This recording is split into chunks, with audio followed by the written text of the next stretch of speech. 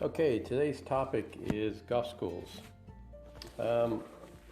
First off, I'm Paul Buchanan. I'm a master teacher fitter in Melbourne, Australia, and golf schools are offered all across the world.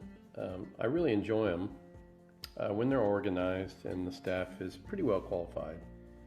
Um, Golf schools range from having one person, believe it or not, to you can have up to probably 30 people and still have a pretty good time and still learn quite a bit of things. The type of golf schools that when I was younger that I participated in were more junior golf schools, and I remember them well because the pro that ran them was pretty knowledgeable. And what was really neat is he always brought in a guest, which was normally a tour player. Great experience, just something that it just kind of sticks, and the things that you learn throughout the school or the week or the day, something in there always sticks with you for the rest of your golfing life. I'm still playing, so I still have the golfing life going on, but they're good. It's just something that I highly recommend. If you've never done one, you've taken a lesson, or maybe you've never even taken a lesson, do a golf school. You'll get a lot out of it. The type of things that you learn are video instruction, equipment, short game, putting, greenside bunkers, tee shots, encores. You also learn different techniques from other golf pros that are teaching the class. So normally there's 1 to 7 golf pros that could be helping you. So what I'll do is I'll kind of go over what to expect in a golf school. So let's say you've signed up and you're by yourself, and maybe you're joining a group of maybe 3 other players. Always arrive to your golf school early, or call ahead to see what's expected from you, because they may tell you to leave your golf clubs at home, because they may provide golf clubs. There are some that fit you for golf clubs, and they continue the week with fitted golf clubs. I highly recommend that one. It can be quite expensive, but at the end of the week you realize what equipment can do to a golf swing. So we'll back up a little bit. Something to expect when you do call in. They may tell you to make sure you bring all your clubs, or the clubs that you definitely play the most golf with. The dress code for the week, because you may practice at their facility, but you may end up going to a private club in the afternoon to play golf, so just always be ready. There may be a dinner offered, there may be a lunch offered, and in some of those cases you're going to need a jacket and tie. So in your school, when you arrive, there'll always be a check-in, sometimes a goodie bag, golf shirts, and they'll kind of go over the day or the week with you on what to expect and where you're expected to be at certain times. Because in a golf school, it's kind of like school. You can step away, make your phone calls, tend to your emails, but you need to get back in there so you don't miss out on some good things, because it's going to be hard for the coach to back up and show the class again of what maybe you've missed in the class. So normally the golf coach will watch everybody hit on the driving range just to kind of see where everybody's at, what level, in case we need to separate the golfers based on the level that they're at. And that's when you would need more than one golf coach. So they've evaluated your golf swings, and you've filled out a few questionnaires on what's bothering you or what to expect from the school. And normally you'll head straight over to the short game area. And while you're in the short game, again, they'll watch what you do, but then they'll start to add in some of the techniques that work pretty well around the greens. Chipping, pitching, bunkers, putting, bump and runs. Those are all things that you'll need. And in some cases, you'll have documentation on your short game, so you know how to hit a proper pitch shot into a green. You'll know how far it goes. You'll know how to spin the shot. After that, you'll take a short break, maybe get some fluids back in you, and then we head over to the driving range. We'll hit some tee shots, hit some fairways, some hybrids, just to see how the long game's going, and just kind of brush up on some things there, maybe get some video done to get a better understanding of your golf swing. Most of your morning is spent learning more about short game and getting an understanding about your full swing. Then it's time to break for lunch. Now during lunch, you'll be sitting with your golf pros discussing things. Could be talking about tournaments, could be talking about what you're hoping out of your game or where you were in the past. And then after lunch, it's time to head to the golf course. Now this is where the coach may have you play to your normal game. He may have you play Stableford or maybe stroke play, just trying to see how you start your round when you're playing competitive golf.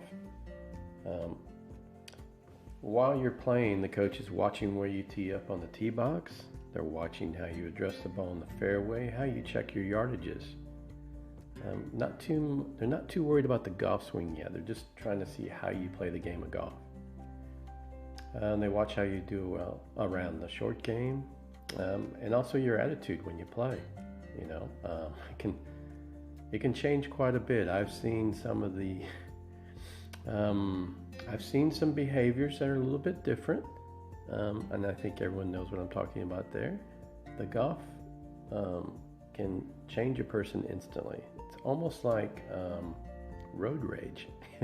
When a car cuts in front of you, you know what you want to say and what you want to do, but you actually can't do anything. So it's better just to kind of relax, let it happen in front of you, and continue on. So the same in golf. You've lined up, you've got your yardage, you've hit the shot. It didn't go exactly where you wanted it to go, but there's no time to really get upset about it and dwell on it. It's time to go and execute the next shot. And that's what's so great about the game. You get to continue on. Every day is a challenge. So at the end of the round, it's time to sit down with the pro and just kind of go over the round. There might have been some fantastic shots out there to talk about. And also, I forgot to tell you, the pro's playing.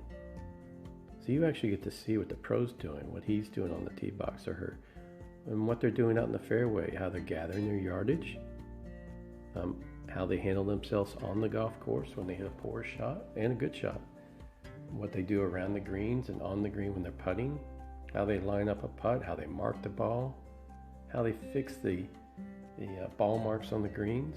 There's a lot of things that happen on the golf course that when you watch professional play or coach, you learn a lot about the game. So anyways, at the end of the round, you're discussing the day, how it went. And this is where the pro can make a change in the golf school during the week, because what they notice on the golf course may take the school in a different direction during the week, which I really like. When you come to a school and it's all laid out and the schedule's this and that and that and that, you don't really know if the players need all that. So this is where on the second day, the pro can start to adjust the schedule a little bit if it's needed. Now, if you're coming to learn a technique, no, you're going to stick to the schedule. It is what it is, and that's what you're going to learn that week. But when it comes to learning about your game and how to improve it, you'll see an adjustment made throughout the week. Now, when you're doing a golf school, when does it become too much? Well, an all-day school is good, but 5 all-day schools in a row may not be. It's strictly up to you. Some people can handle 5 days, and some are done after 1 day. So if you feel like you're a one-dayer, maybe book a whole day, and then the next day do a half day. Most golf schools have all these flexible schedules, and it's okay if you sign up for someone that's coming for 5 days that week, but you're only coming for a day and a half. That's okay. That person will probably be by themselves the rest of the week, so that's a pretty good golf school for them. So don't feel bad about that. The reason why I like the full day and then the half day is you actually get a lot out of that full day. It's a lot to take in. You've got to take notes. and your brain's going to be overwhelmed. By coming back the next day, when you do the half day, you really get a chance to put things in the play. And the coach has already made that adjustment for that half day based on what they just learned from you the day before. So a lot of things happen in a short time. And I've seen players go on to change their games forever after a day and a half. So it is something to think about. When you see the term golf school, it doesn't mean you're in there for 6 months. It means you might be in there for a day or even a half a day. Half a day, if you're only there for a half a day, you're going to struggle a little bit. There's not enough that's been learned about you as a player, but a full day, yes. You can pretty much learn a lot about a player in a full day. So as far as golf schools go, when you're looking for one, just type in golf schools. Maybe type in the golf school area, like Victoria, where I'm at. You just type in golf schools, Victoria, and you'll see lots of stuff pull up. Now, don't be overwhelmed because a majority of those don't actually offer golf schools. I know. It's just put into some of their descriptions.